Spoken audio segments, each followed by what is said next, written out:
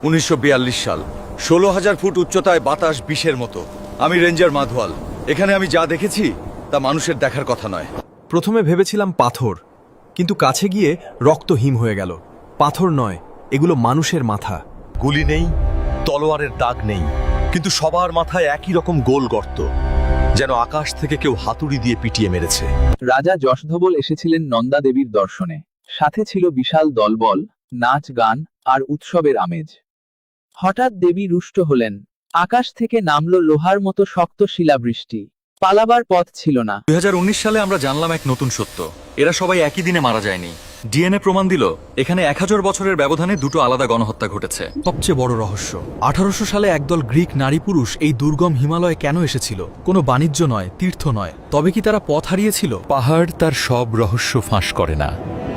কিছু প্রশ্নের উত্তর বরফের নিচেই চাপা থাকা ভালো। রূপকুণ্ড এখন নিষিদ্ধ।